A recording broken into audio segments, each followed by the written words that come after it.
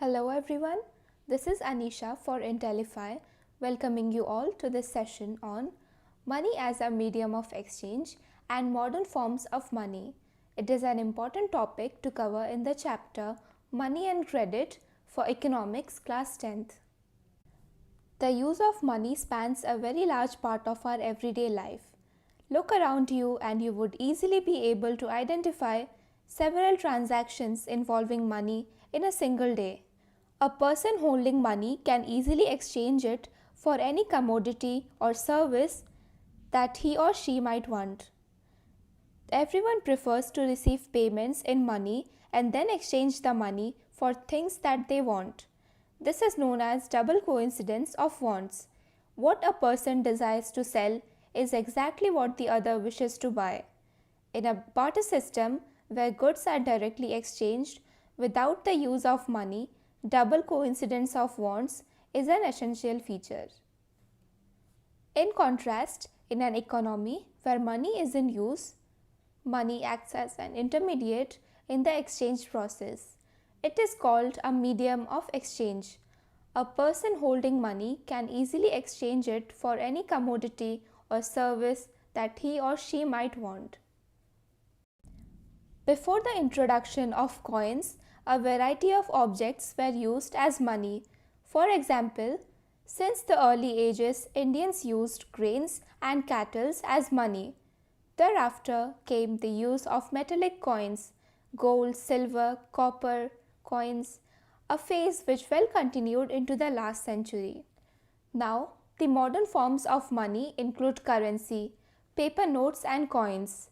Modern forms of money, which are currency and deposits, are closely linked to the working of modern banking system. Unlike grain and cattle, they are neither of everyday use.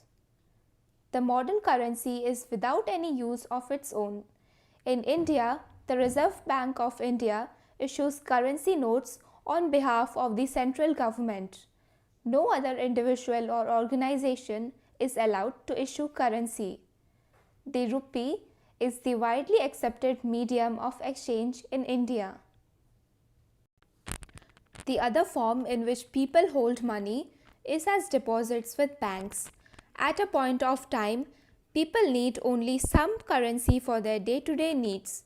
For instance, workers who receive their salaries at the end of each month have extra cash at the beginning of the month.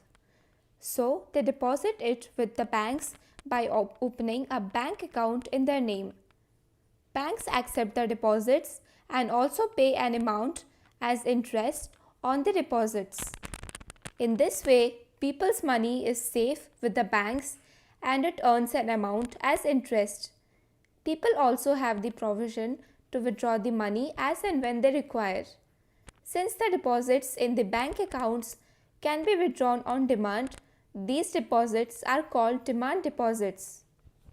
The payments are made by checks instead of cash. A check is a paper instructing the bank to pay a specific amount from the person's account to the person in whose name the check has been issued.